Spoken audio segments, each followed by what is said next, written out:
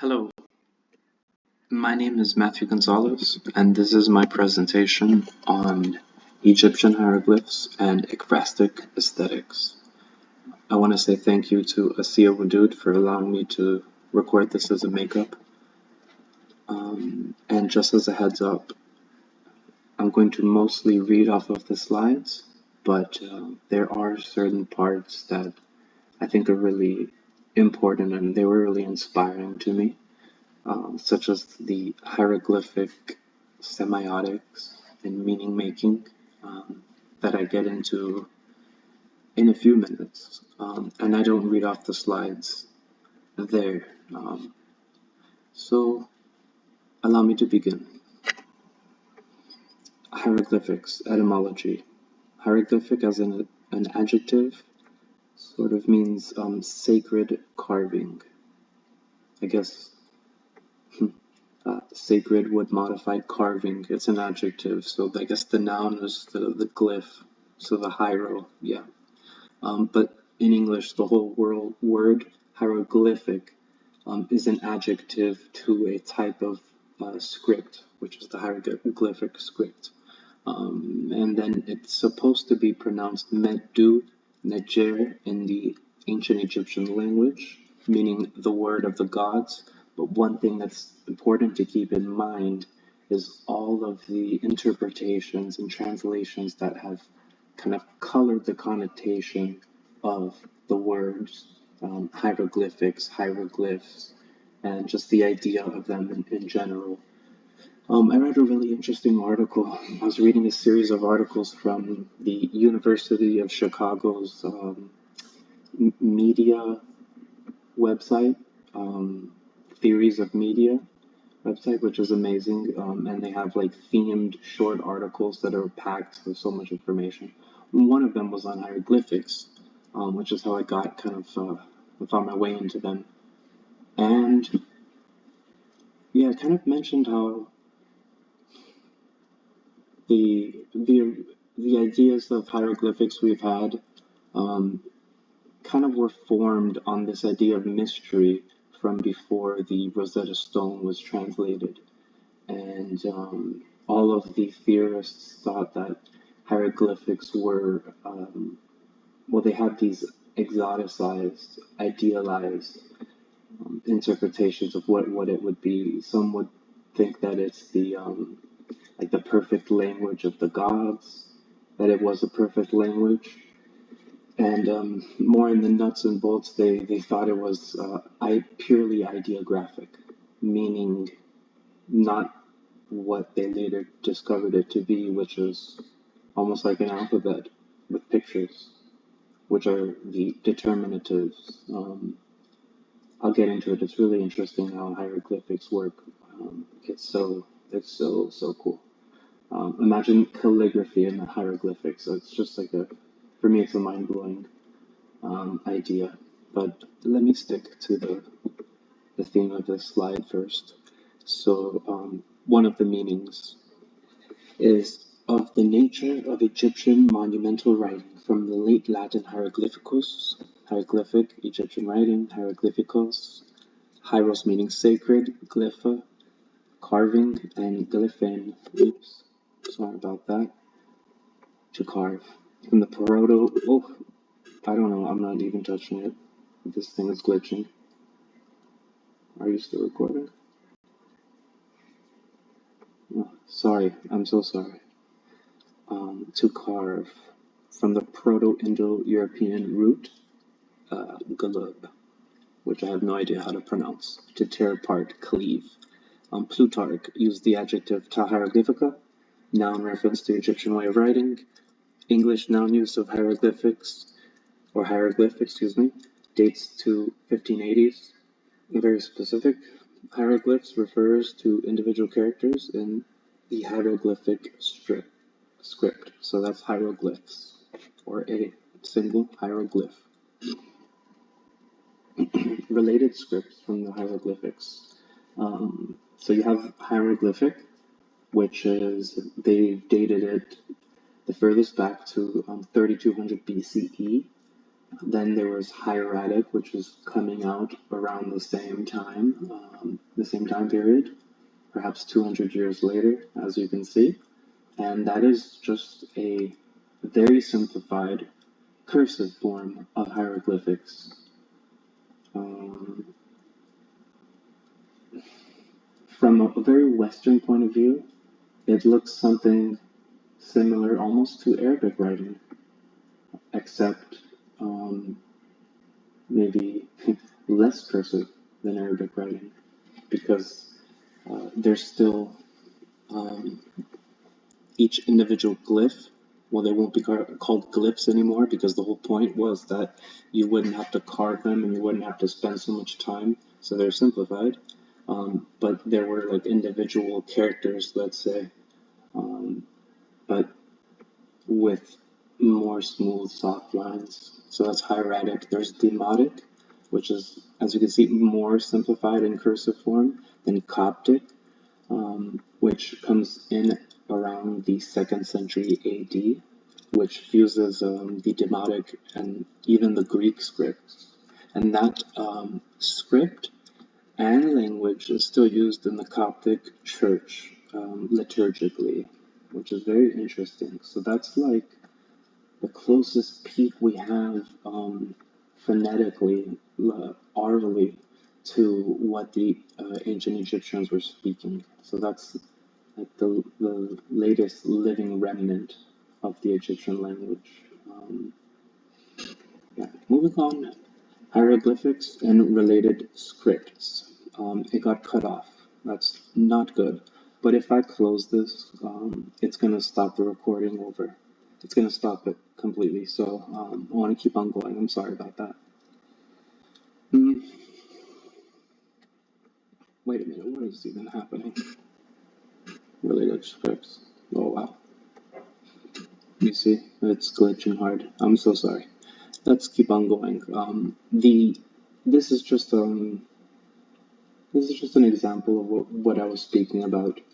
As you can see, maybe if, yes, okay, I can move my mouse and I won't freak out. Hieroglyphics. Here's the reed. Here's a laurel wreath. Um, this is the snake tongue, which is pretty interesting. Here you can see it.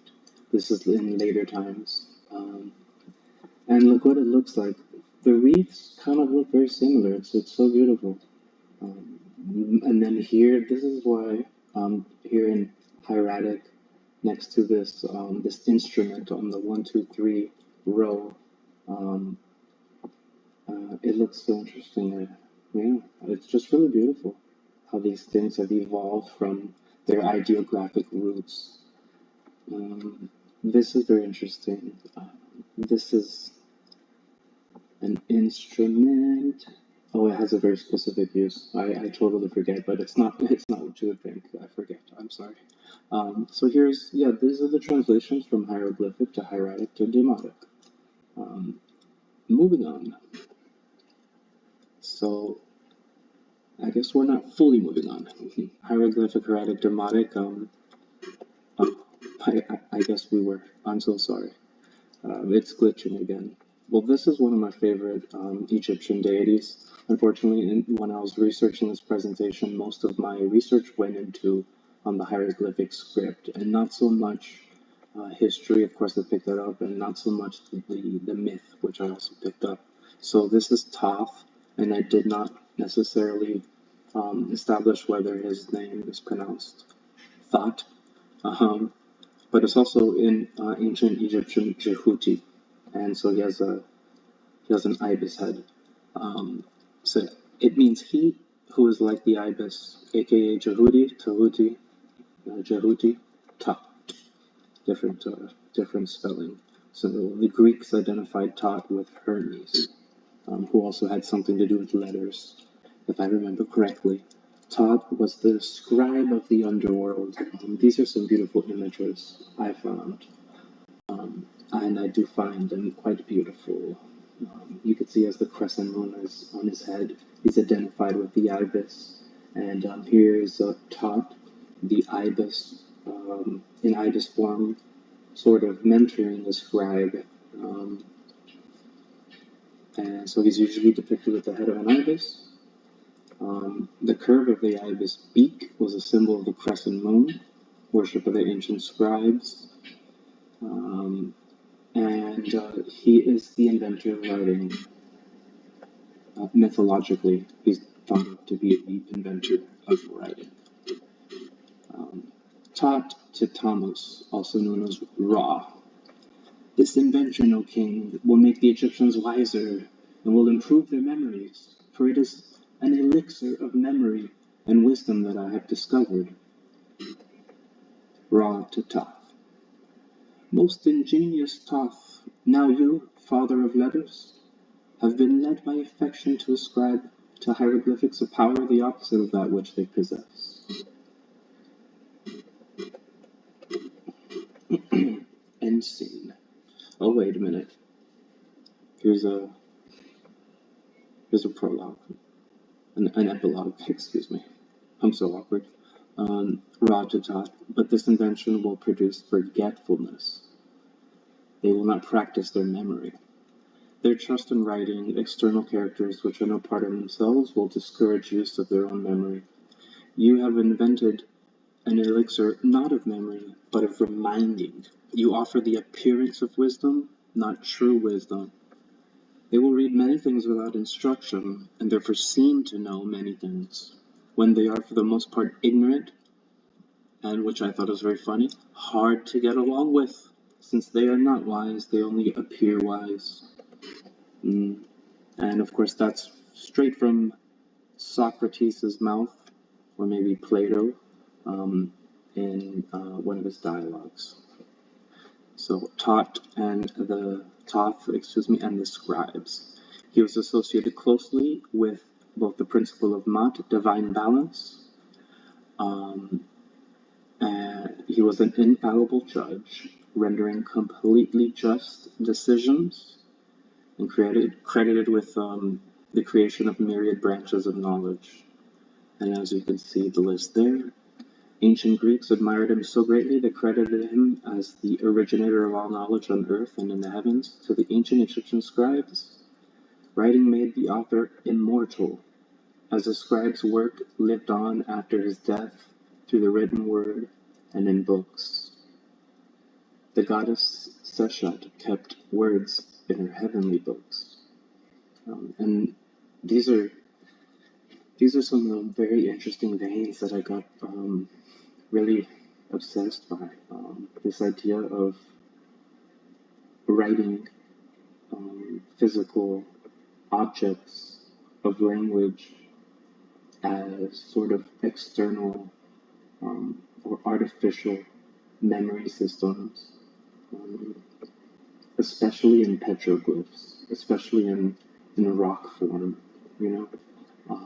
That is language carved into the body of the earth. It's so beautiful, which will last who knows how long. I mean, they don't seem to be fading away. In Egypt, it's a perfect place for sediment to survive the maybe not eons. So it's going to be a little dramatic, but right now, because of the desert, because of how arid it is, it doesn't waste away, or it doesn't dissolve. There's a word I forget for basically the breakdown of rock, but of course, with climate change, climate always changing, there will be a time when these need to be maintained, more strenuously, with more human effort.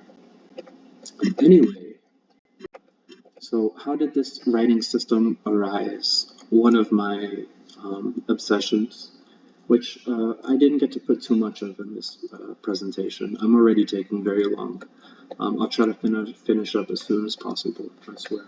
Speculation has it that Egyptian hieroglyphics emerged from a combination of the sacred, liminal, and eternalizing qualities of rock art and the more utilitarian uses of accounting and record-keeping in proto-civilizations. All linguistic invention is related to the concept of the symbol. Through symbols, humans stumbled upon the ingenious mechanism for linking sounds with meanings. Max Muller, 19th century linguist. And before hieroglyphics were formed, you have these boat petroglyphs. A boat here, a ship here. And that's, as you can see, beginning the beginning time of the pre-dynasty would be sort of 3100, 3200 BCE. So that's more than 1,000 years before dynastic Egypt, and probably before the hieroglyphics were formed, because of course the earliest records they have is around that 3000 mark. And here we have in Abydos, which is a very Greek name, in that very distant past of 3300 BCE to 3100, the oldest known examples of Egyptian writing. They denote quantities of goods and localities in Egypt and beyond. My computer is dying. I think I'll be able to get past this, but I find these so beautiful. Okay, symbols and ideographs. The very oldest symbols for leaving records of communication are rock art, also known as parietal art. These are ideographic symbols. They simply represent the ideas or concepts that they resemble. Let's break that up into two ideas, into two concepts, to be more specific. Ideographic, representing an idea or concept in general. Pictograms, which are almost like pictures of the objects that they're supposed to represent. Those you would call pictograms. You can kind of be more general and say ideograms for, ideas, things that are not physical, more abstract concepts, which is already language, which is already like that language allowing like more meaning to exist. Otherwise, without language, we're unable to conceptualize anything beyond the physical. I'm sorry, it's a little late, but here you have very old forms of different ideograms, from the Mesopotamian to the Egyptian to Chinese. Amazing. So the evolution of the Egyptian writing system. They speculate on the transformation phases of visual communication in Egypt, starting from pictorial to speech writing. Like we saw, ideograms. These are symbols representing specific objects and beings. To logograms. So, excuse me, this thing's acting up. Logograms, which are symbols representing specific objects. Phonograms, symbols representing specific sounds using acrophony and the rebus principle, which we will get into very soon. And determinatives, I think they're my favorite. Symbols used for classifying words, syntax, and they're not even pronounced whenever you see them on the rock, let's say. Hieroglyphic reading basic description. They were colorful. Color had a grammatical function, and just like as you would expect, it's top to bottom. You could start left to right, but the determinatives, the animals, they would kind of point to where you start. So these are all pointing to the right. So you would be starting up here, and you go down and go down and go down. The quadrats. And the quadrats are kind of interesting aesthetic boundaries. So semiotics, Orly Goldwasser, I think is pronounced. Two roots to meaning. The signified, excuse me, the meaning, quote unquote, or let's say in brackets, the signified. Sorry. The pictograms, these are pictograms functioning through iconic meaning, such as logograms, determinatives. The pictorial meaning of the sign, signifier, sends the reader directly to meaning, the signified. So the pictorial meaning of the sign, as you can think of, it's the actual object, the actual, which one do they often use? I was going to say fish, but anyway, we have the noun, so yes, let's say fish. The pictorial meaning of the, so you have like a picture of a fish, sends meaning directly to the idea of the fish, or to the fish. That's what happens in semiotics. You can never really tell which is which, although it purports to give us some direction, and it does. Anyway, pictograms also signal phonetic value. And when they signal phonetic value, the iconic meaning is quote-unquote disregarded.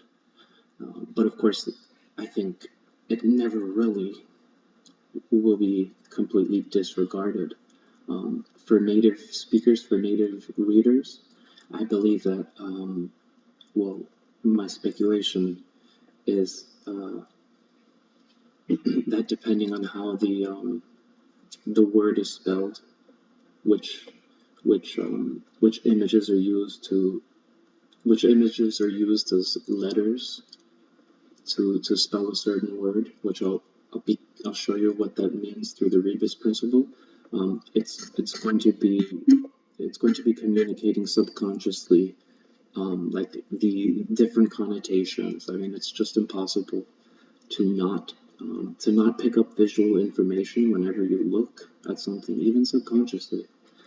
So iconic meaning is grammatically disregarded, but pictograms become phonograms / semograms, which is an idea of semograms from Orly Goldwasser. Semograms, logograms, and ideograms. Iconic meaning conveys phonetic information, i.e. pictogram for house here, which is, I think it's so beautiful and minimal.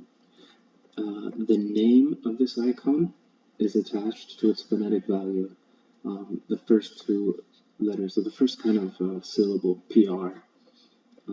So that means house, but whenever you read it in a glyph, it's just like the first syllable of the word, and you might have this, you see, and this falcon. It might be like perimeter or something, you know? And so it would be this house, this bird guy, and then, probably a determinative. So that's when iconic conveys phonetic information. Sorry, the screen is going wild. Metaphoric, which is very interesting, simile created by the combination of word and determinative. For example, when the giraffe determinative comes before the glyph for foretell, it's basically saying to see before everybody else, like a giraffe. Even though the giraffe is just there to it's just there to complete the word, it's just part of the spelling. That's the connotation that nevertheless comes through. I couldn't find the hieroglyph for this, that's why I didn't use it as an example. I'm sorry. Metonymic red, M actually means red, or it's related to red. Comes from a red sacred ibis. The sacred ibis, even though it's not red, it was thought to be its unique color feature. That's a complicated issue, a long story. And then determinative. Determinatives are their reading aids. They have no phonetic value. They're just there to clarify the remnants of ambiguity, which was a lovely phrase that I copied. Remnants of ambiguity, coming from vowel-less roots, just like, I guess they're abjads, I think it's called, meaning these words without vowels. And they also kind of mark the ends of words, so they're almost like punctuation, in a way. This is the Hieroglyphics resource, the Illustrated Hieroglyphics Handbook. It's an amazing book. I've been reading out of it for fun. And here's some examples of the same word with different connotations. Here's eternity, and this is the sign for night. It's also ground, and these three dots mean plural. This snake is the sound for j. So I guess this is also a good example of how to make a single word in a glyph. So you have the jet, and it's the snake, and then the sound is this little this is a piece of bread, and then T here is the end of the word. On my end, I'm looking at the book specifically. So what it says for jet, eternity, is serpent and bread provide the pronunciation. The hieroglyph for the earth determines the meaning of the word. So the determinative, the not pronounced word is the not pronounced glyph, excuse me, is this the determinative, the image for night, but it's also like dark ground. And obviously that glyph is used for other nouns, the pronunciation and the context. It is the pronunciation and the context that made the differences clear. Let's see.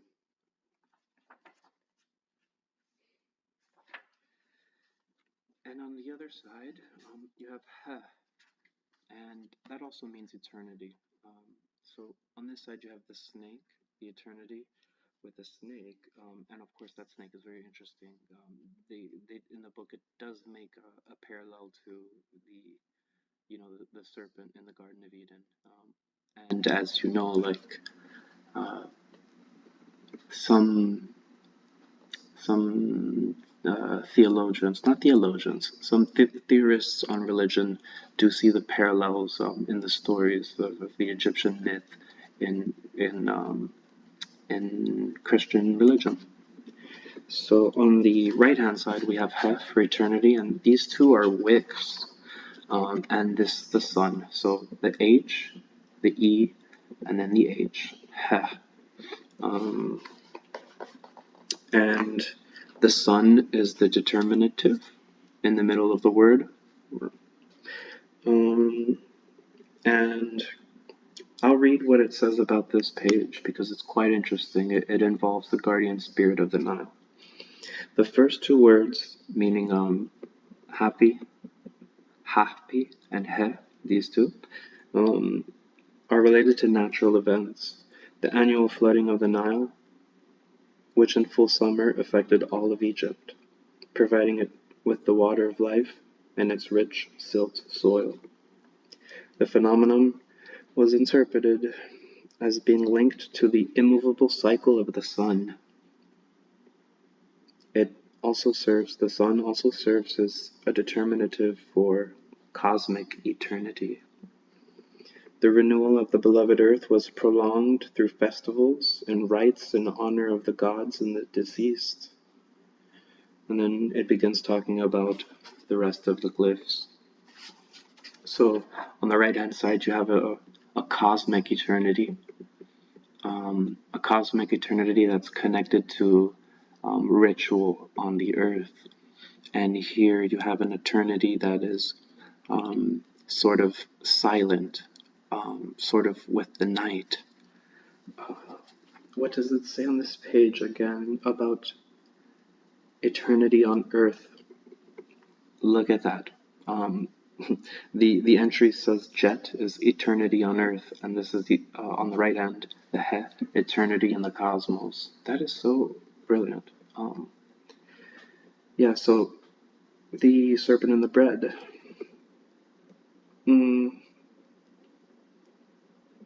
Well, let's move on to the very interesting idea of the Rebus principle, and this is how any script can evolve from a pictographic script, just meaning images associated with sounds, like, let's see, well, let's say the H, no, I'm sorry. If you had a word for falcon, yeah, I'll just read off of this. I'm so sorry. Let me do this. Precursor to modern alphabets, it's the use of existing symbols for their phonetic value, not their meaning. And this it helps to represent new words or abstract concepts, i.e. love. An example of the rebus principle is a pictographic representation of the sound of a sentence, I can see you, i.e. the pictograph of I can and see you. So it would be something like this. Sorry for the screen. The I, that, and that. I'll let you. If I was presenting, I would, stop and allow someone to come up with the answer. But here's an I, here's a B, and here's a leaf. So the rebus principle kind of allows you to put together the sounds for each and form the sentence I be leaf. So that's kind of a way that you can make images start to form sentences phonetically. And here's an example of a rebus statue, kind of also an example of like an ekphrastic thing. Because here you have what's being represented, and here you have the hieroglyphics sort of adding more meaning to it. So it's Horus in this form, Ra, as child, which is Mes, and the sedge plant, which is in Horus's left hand. It's there, and that is Su. So it kind of forms the name Ra, Mes, Su, and Ramses, which is thought to be the Ozymandias in the Shelley poem, which is it was originally going to be in this presentation, but of course I did not have enough time. So moving on, the Eye of Horus, or Wajet. It means the intact one. In myth, he was dismembered and subsequently restored. His eye. The Eye of Ra, eye of a goddess, or any god in general. It's also known as the all-seeing eye. It's also, depending on which direction it looks, the mythological conception of moon and sun. So a quick description, it's the human eye with markings of a falcon's head. The vertical stripe represents the dark spot beneath the falcon's eye, or a falcon's eye, a marking on the falcon. And this spiral there on the left underneath, it's sort of a feather pattern. So it's kind of stylized, of course. There's this very interesting article called The Eye of Horus, and the connection between art, medicine, and mythology in ancient Egypt. And it describes how ancient Egyptians integrated anatomy and mythology into the hieroglyphics. That is a crazy dimension. So there's sort of a connection between the anatomy of the brain and the function of the brain, and also the sort of the graphical organization of the eye of Horus. So it's composed of 6 different parts, and each, from a mythological standpoint, is considered an individual symbol. And here they break it down corresponding to these Hecat fractions, which back in the ancient days, measured like grains and flour and all sorts of agricultural things. And here you can see what on the eye, you'll see what I mean whenever it's transposed onto the human brain, which parts represent which sense. And they kind of have, if you look at 1/8, represents thought, not the mythological god, but that's the eyebrow. And I think I explain it later. But yeah, these are ways of seeing, ways of knowing. So it's the all-knowing eye. Um, Here, the doctors and the medical doctors the scientists who wrote this article, Karim Rifai et al., hypothesized ancient Egyptians used the Ekphrastic as part of their mystic arts. In the creation of the Eye of Horus, ancient Egyptians combined their artistic abilities and knowledge of anatomy with their deep belief in mythology, a clear influence of their interpretation of the human senses on the size and shape of the eye. The writers call this glyph a symbolic masterpiece and propose that the anatomical metaphors in the Eye of Horus are not by coincidence and they merit discussion. And this was, of course, published in a scientific journal. The Eye of Horus superimposed on a sagittal slice of the human brain. Each part corresponds to its particular location in the quote-unquote human sensorium. And this had a name, the corpus callosum. Okay, so here's how wild it looks. Sorry, my screen keeps jumping. So the Eye of Horus mapped onto the human brain, the corpus callosum, which attaches the two hemispheres and allows sensation to be passed through the brain. And that's, keeps jumping, sorry. As you can see, if you look at the eyebrow, I mean, look how perfectly you can see the symbol on the left, and you can see how it matches on the right, just what the corpus callosum looks like. That just, I mean, I don't even know how they figured that out to even begin thinking about, like the scientists or or taught, let's say thought or Thoth. Yeah, no, I'm joking on the second part. It's wild speculation that they would design the Eye of Horus based on this very specific part that also happens to be true about the brain and the human sensorium, and somehow they were able to know, the Egyptians, which parts of the brain corresponded to which parts of the human sensorium. That is wild, but it's just a coincidence. Yeah, like everything. Everything's a coincidence, huh? I don't know. I really have no answers. I don't know what to believe with that. So, the eye of the mind. I just took one part of the fractions, wisdom, and so it's represented by the eyebrow, which you see in green, and let's see, it's, you know, this is more of a general overview of what I just said. The new information is at the bottom, which facilitates the rapid transmission of neuronal impulses between both hemispheres. I guess I did go over that. So this was kind of a medical ekphrastic interpretation of hieroglyphics.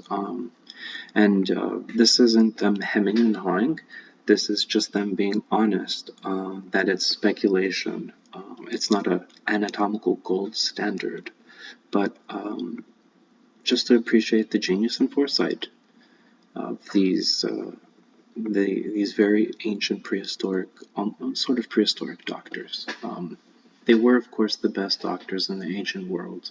If you read the book The Egyptian by Mika Waltari, which is very well regarded by the Egyptologists, the narrator, the speaker in the book, Sinwe, is a neurologist, and he goes all over the ancient world learning all like the different neurosurgical procedures and yeah, the Egyptians definitely did crack open some skulls and definitely did look at the brain. And they would do neurological procedures. They would mainly drill in your head and like release pressure. Um, they didn't really do too much wild stuff, but yeah, anyway. So, general theory of ekphrasis. I'm so sorry for this being so long. If you're still with me, thank you. I am very impressed, but I just get the sense that I'm talking to myself right now, but it's fine. Because there's no way that I would be allowed to go on for 40 minutes in my presentation. So here's Ekphrasis, University of Chicago, Theories of Media. Ekphrasis was not meant to simply provide astute details of an object, but to share the emotional experience with someone who had never encountered the work. In ancient times, experiencing a work of art or place meant that one had to be physically present, which was out of the question for most ancient persons, individuals. Writing is ekphrastic in that it brings experience from one time and place to another. And that's that external memory system that I was speaking about earlier. More from Orly Goldwasser, hieroglyphics were usually reserved for monuments that were to last for all eternity. Now that's a mix of that idealized, exoticized vision of Egypt, but also truth, because so much of hieroglyphics was it became to be used purely for religious reasons, and many times it would be designed painstakingly and then closed off in a tomb for no one to read for thousands, no one to read for eternity. It was meant to guide to guide the dead through the underworld. It wasn't meant for human eyes anymore. So they, in a sense, were written. They were used after hieratic and demotic came along, purely for eternity. So that is all about memory. There's this idea of ut pictura poesis, translated literally as is painting, so is poetry. From Peter Vagana, from Icons, Text, Iconotexts. One moment.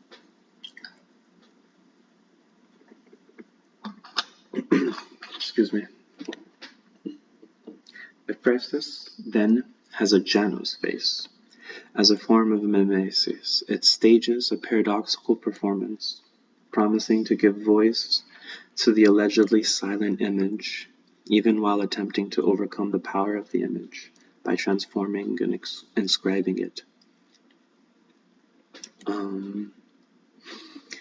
Let's see. The dialectic between painting and poetry, evidence in Ut Pictura Poesis, reveals an inability for humans to create using only one sense.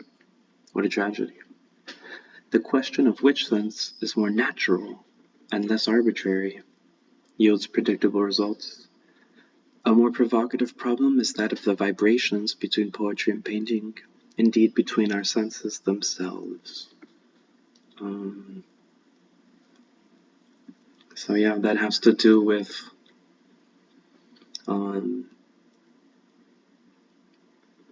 different ways of knowing.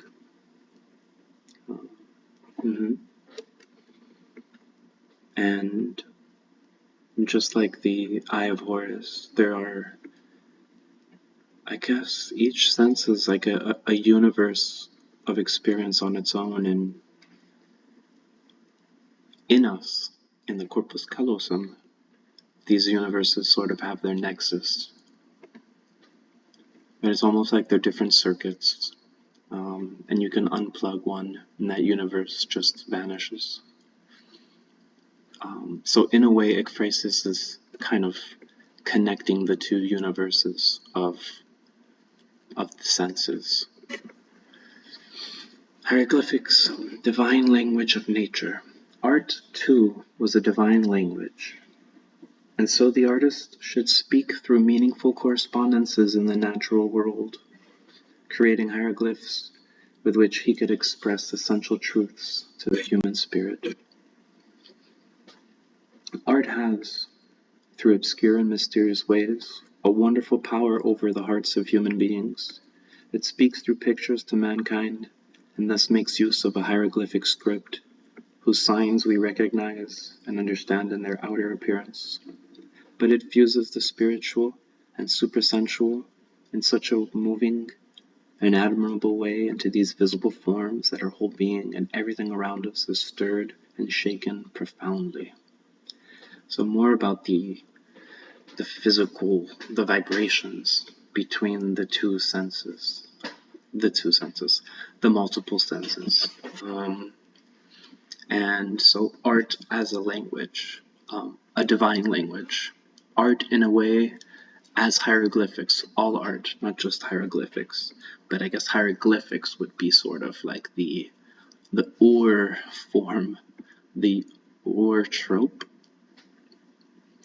of the divine language. I think I'm right at the end. Thank you if you're still here. Ekphrasis, hieroglyphics in nature and letters. Egyptian letters, N and M. It wasn't supposed to be N and N. I'm so sorry. These ancient hieroglyphics live on in modern alphabets. They convey a combination of sandy tract and ripples of water. If you can see towards Thoth's hand, I put the M, the N, the ripples of water right there. So N kind of has its origin in the hieroglyphic script as ripples of water. So that's if you ever thought of like where did these letters come from, like what was their origin, well here you have one, you have N, and that's the water of the Nile. And it's associated with the primeval waters, the creation myth of the Egyptian creation story. So this was a primordial ocean of chaos, and life sprung from that chaos, kind of like a mound of dirt. And I think I'll explain that a little later. So the Nile is the fountain of life, and the letter becomes an ekphrastic transliteration of the chaotic formlessness of open waters and life itself. So that's a lot in a letter. And when I started out with this whole obsession in hieroglyphics, like this is the kind of stuff I wanted to find out. Like what is that? What is the DNA of connotation and meaning in each of these letters, in the words we use in the script? So N being related to the Nile, to the primeval waters, that kind of made it worth it. And of course, it's true that so many different scripts throughout the world have been based off of hieroglyphics and the related scripts from hieroglyphs, like the Demotic or the Hieratic and the Coptic, the Egyptian. The Greek. Sorry, does take after. The Latin does take after the Greek. The Greek takes after the Egyptian as well. So, it's just amazing to think how wide the influence of Egypt was. So here I present to you hieroglyphics and nature buildings. Jacques Devime conceived of primitive buildings like the pyramids as not only artifacts, but as mountains, as products of man and nature. Three-dimensional hieroglyphs of Egyptian cosmology. That's an amazing idea. So the Great Pyramid of Giza is an ekphrastic interpretation of a mountain / that mound that rose out of the primeval waters. That's where life began. That's the earth. So I guess these mountains, these pyramids, they represent Earth itself, like Earth and civilization growing out of chaos. Mountains in general are sort of metaphorical bridges, and how pyramids are based on, or their form is sort of a allegory, is sort of analogous to mountains. They also are sort of a metaphorical bridge for the pharaohs to reach the afterlife. So this is just an ancient Egyptian flavored hieroglyph slash ekphrasis of nature. And the primeval mound in Egyptian creation myth, is Ben Ben. It's pronounced Ben Ben. You see a lot of, I'm giving away. You see a lot of Egyptian aesthetics in Art Deco, for example. Just this example, that is the Empire State Building, and on the spire, and also on the elevator door of the lobby, you can sort of see the reeds of the Egyptian reeds, and then also the Egyptian. I'm sorry. It's quite late. I'm forgetting. It's like reeds and laurel and I forget this leaf that's just pretty much ubiquitous in ancient Egypt and probably Egypt now. But anyway, here you have sort of the nature of Egypt, which the Egyptians themselves try to translate into art, into visual imagery, and then 3,000 years later, well, 5,000 years later, you have modern humans building buildings based on that initial ekphrasis towards nature. It's amazing. Also in the 1920s, the burst of interest in Egyptian aesthetics. Here you have a very famous actress, maybe Elizabeth Taylor. I'm forgetting her name. She's the one with the violet eyes. They say her eyes were not blue but purple. And she's, I think, playing Cleopatra here. But on the left you have Nefertiti, and they were separated by at least 1,000 years, maybe 2, maybe even 3. I didn't do that research, sorry. But yeah, there was a burst of interest in the 20s at least.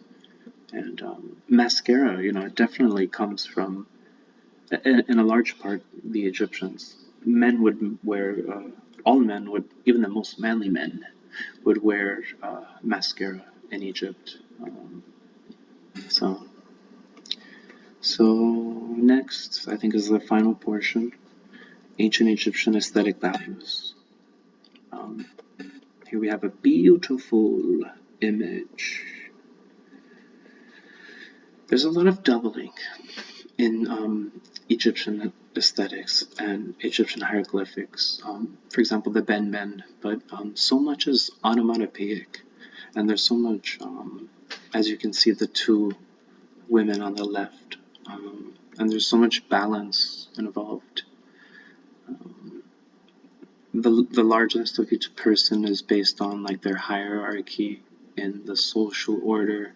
So much of Egyptian art meant to portray the social order itself as accurately as possible. So it was trying to portray how